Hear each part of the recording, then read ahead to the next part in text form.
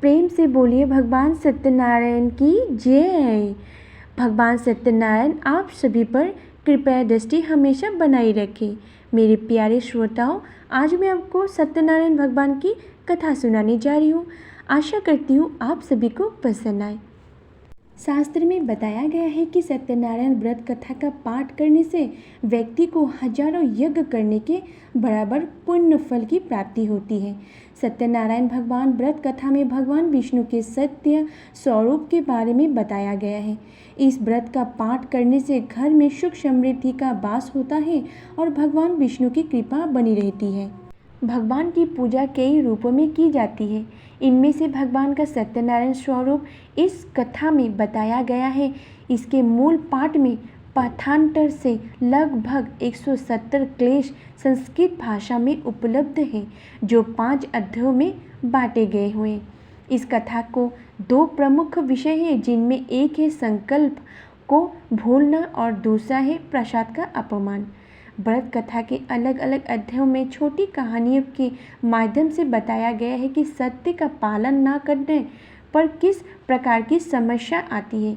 इसलिए जीवन में सत्य व्रत का पालन पूरी निष्ठा और सुदृढ़ता के साथ करना चाहिए। ऐसा ना करने पर भगवान न केवल नाराज होते हैं, अपितु दंड स्वरूप संपत्ति और बंधु बांधवों के सुख से वंचित भी कर देते हैं। इस अर्थ में ये कथा लोक में सच्चाई की प्रतिष्ठा का लोकप्रिय और सर्वमान्य धार्मिक साहित्य है। प्राय पूर्णमासी के इस कथा का परिवार में वाचन किया जाता है। अन्य पर्वों पर भी इस कथा को विधि विधान से करने का निर्देश दिया गया है। इनकी पूजा में केले के पत्ते, वो फल, वो अतिरिक्त पंचामृत, पंचगव्य, सुपारी, पान, तिल, मोली, रोली, कुमकुम, दुर्वा की आवश्यकता होती है, जिसमें भगवान की पूजा होती है। सत्यनारायण की पूजा के लिए दूध, मधु, केला, गंगाजल, तुलसी के पत्ता, मेवा मिलाकर पंचामृत बनाया जाता है, जो भगवान को अत्यंत प्रिय है। इन्हें प्रसाद के रूप में फल मिष्टान्न के अतिरिक्त आटे का भून कर उसमें चीनी मिलाकर एक प्रसाद बनाया जाता है, जिसे पंजरी कहा जाता है, उसका भी भोग लगाता है। एक समय की बात है, नशीरनय तीर्थ में सोनकादि 78 ऋषियों ने श्री सूत जी से पूछा, हे प्रभु, इस कलियुग में वेद विद्या रहित मनुष्य को प्रभु भक्ति किस प्रकार मिल सकती है तथा उनका उद्धार कैसे होगा। हे मुनि श्रेष्ठ, कई ऐसा तप बताइए जिससे थोड़े समय में ही पुण्य फल और मनोवांछित फल भी मिल पाए। इस प्रकार की कथा सुनने की हम इच्छा रखते हैं। सर्वशास्त्र के ज्ञाता सूत जी बोले, हे वैष्णवों, मैं पूज्य आप सभी ने प्राणियों के हित की बात पूछी है, इसीलिए मैं एक ऐसा श्रेष्ठ व्रत को आप लोगों को बताऊंगा, जिसे नारद जी ने लक्ष्मी नारायण जी से पूछा था और लक्ष्मीपति ने मुनि श्रेष्ठ नारद जी से कहा था। आप सब ध्यान से सुनिए। एक समय की बात है, योगीराज नारद जी दूसरे को हित में इच्छा के लिए अनेकों लोगों में घूमते हुए मृत्युलोक में आ पहुँचे। यहाँ उन्होंने अनेकों योनियों में जन्म प्राय सभी मनुष्यों को अपने कर्मों द्वारा अनेकों दुखों से पीड़ित देखा। उनका दुख देख नारद जी सोचने लगे कि कैसा यत्न किया जाए जिसके कारण से निश्चित रूप से मानव के दुखों का अंत हो जाए। इस विचार पर मनन करते हुए वो विष्णु लोक में पहुँच गए। वो वहाँ देवियों के ईश नारायण की स्तुति करने लगा, जिनके हाथों में शंख, चक्र, गदा और पद्म थी, गले में वरमाला पहने हुए थे। स्तुति करते हुए नारद जी बोले, हे भगवान, आप अत्यंत शक्ति से संपन्न हैं। मन तथा वाणी भी आपको नहीं पा सकती है। आपका आदि मध्य तथा अंत नहीं है। निर्गुण स्वरूप सृष्टि के कारण भक्तों के दुख को दूर करने वाला है। आपको मेरा नमस्कार है। नारद जी की स्तुति सुन विष्णु भगवान बोले, हे मुनिश्रेष्ठ, आपके मन में क्या बात है? आप किस काम के लिए पधारे हैं, उसे निसंकोच कहो। इस पर नारद मुनि बोले कि मृत्युलोक में अनेक योनियों में जन्मे मनुष्य अपने कर्मों के द्वारा अनेकों दुख से दुखी हो रहे हैं। हे नाथ, आप मुझ पर दया रखते हैं तो बताइए कि वे मनुष्य थोड़े प्रयास से ही अपने दुखों से कैसे छुटकारा पा सकते हैं। श्री हरि बोले, हे नारद, मनुष्यों की भलाई के लिए तुमने बहुत अच्छी बात पूछी है। जिसके करने से मनुष्य मोह से छूट जाता है, वो बात मैं कहता हूँ, उसे सुनो। स्वर्गलोक व मृत्युलोक दोनों में एक दुर्लभ उत्तम व्रत है जो पुण्य देने वाला है। आज प्रेमवश होकर मैं उसे तुमसे कहता हूँ। श्री सत्यनारायण भगवान का ये व्रत अच्छी तरह विधि पूर्वक करके मनुष्य तुरंत ही यहाँ सुख भोग कर मरने पर मोक्ष का प्राप्त होता है। श्री हरि के वचन सुन नारद जी बोले कि उस व्रत का फल क्या है और उसका विधान क्या है। ये व्रत किसने किया था, इस व्रत को किस दिन करना चाहिए, सभी कुछ विस्तार से बताइए। नारद की बात सुनकर श्री हरि बोले, दुख व सुख को दूर करने वाला, ये सभी स्थानों पर विजय दिलाने वाला है। मानव को भक्ति व श्रद्धा के साथ शाम को सत्यनारायण जी का पूजा धर्मपरायण होकर ब्राह्मण व बंधुओं के साथ करनी चाहिए। भक्ति भाव से है नैवेद्य केले का फल, घी, दूध और गेहूं का आटा सवैया ले। गेहूं के स्थान पर साथी का आटा, शक्कर तथा गुड़ लेकर वो सभी भक्षण योग्य पदार्थों को मिलाकर भगवान का भोग लगाए। ब्राह्मणों सहित बंधु बांधवों को भी भोजन कराए। उसके बाद स्वयं भोजन करे। भोजन कीर्तन के साथ भगवान की भक्ति में लीन हो जाए। इस तरह से सत्यनारायण भगवान का ये व्रत करने पर मनुष्य की सारी इच्छाएं निश्चित रूप से पूरी होती है। इस कलिकाल अर्थात कलियुग में मृत्युलोक में मोक्ष का यही एक सरल उपाय बताया गया है। श्री सत्यनारायण व्रत कथा का पहला अध्याय संपूर्ण हुआ। बोलिए श्री सत्यनारायण भगवान की जय। सत्यनारायण भगवान के व्रत की कथा दूसरा अध्याय। सूत जी बोले, हे ऋषियों, जिसने पहले समय में इस व्रत को किया था उसका इतिहास कहता हूँ, ध्यान से सुनो। सुंदर काशीपुर नगरी में एक अत्यंत निर्धन ब्राह्मण रहता था। भूख प्यास से परेशान वो धरती पर घूमता रहता था। ब्राह्मणों से प्रेम करने वाले भगवान ने एक दिन ब्राह्मण का वेश धारण कर उसके पास जाकर पहुँचा। हे विप्र, नित्य दुखी होकर तुम पृथ्वी पर क्यों घूमते हो? दीन ब्राह्मण बोला, मैं निर्धन ब्राह्मण हूँ, भिक्षा के लिए धरती पर घूमता हूँ। हे भगवान, यदि आप इसका कोई उपाय जानते हैं तो बताइए। वृद्ध ब्राह्मण कहता है कि सत्यनारायण भगवान मनोवांछित फल देने वाला है, इसलिए तुम उनका पूजन करो।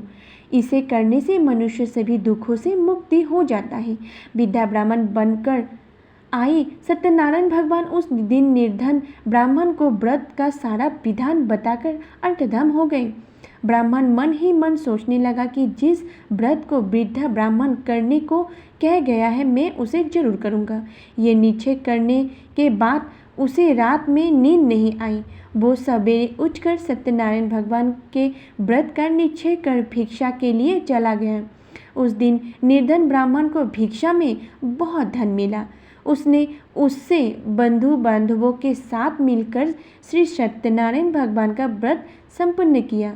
भगवान सत्यनारायण का व्रत संपन्न करने के बाद वो निर्धन ब्राह्मण सभी दुखों से छूट गया और अनेक प्रकार की संपत्तियों से युक्त हो गया।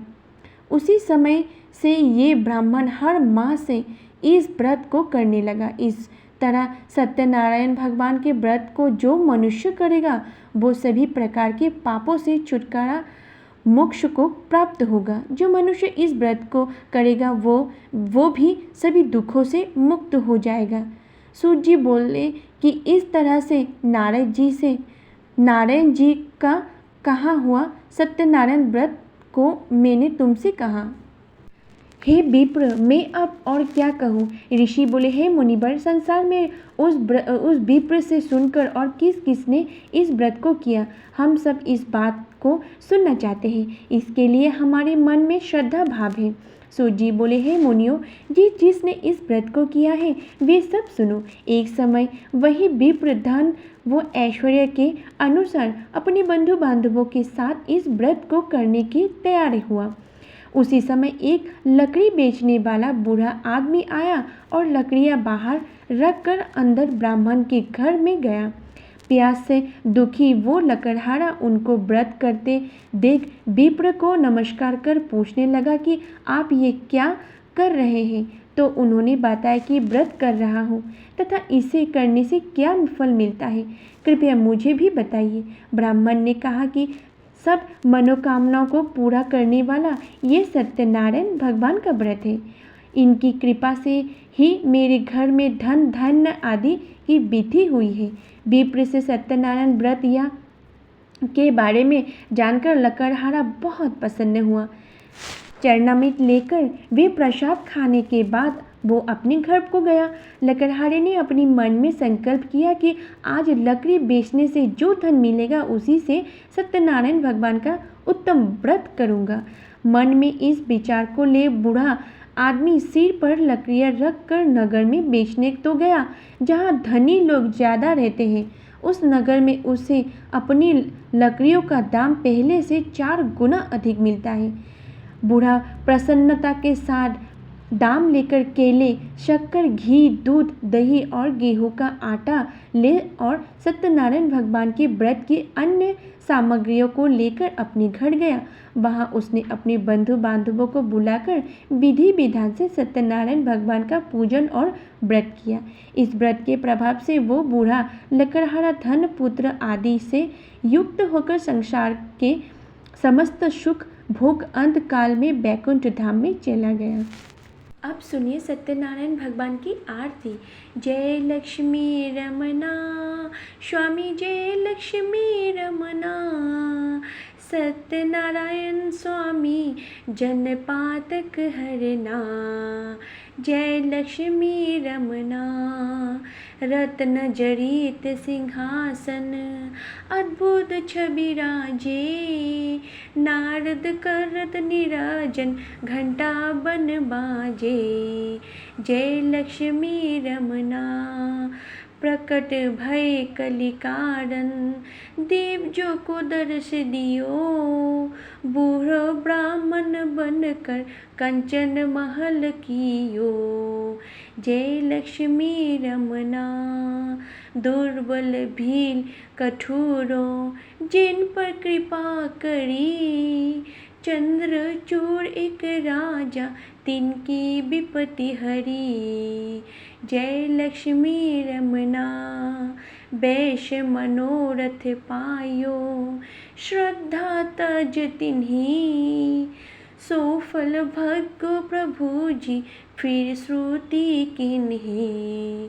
जय लक्ष्मी रमना, भाव भक्ति के कारण, छिन छिन रूप धरियो, श्रद्धा धरन किन्ही, तिनको काजो सरो।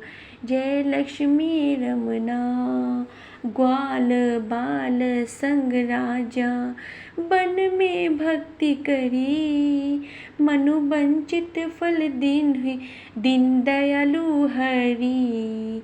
जय लक्ष्मी रमना, चारत प्रसाद चवाइयो, कंडली फूल मेवा, धूप दीप तुलसी से राजा सत्य देवा। जय लक्ष्मी रमना, सत्यनारायण जी की आरती, जो कोई नर गावे, तन मन सुख संपत्ति, मनु वंचित फल पावे। जय लक्ष्मी रमना।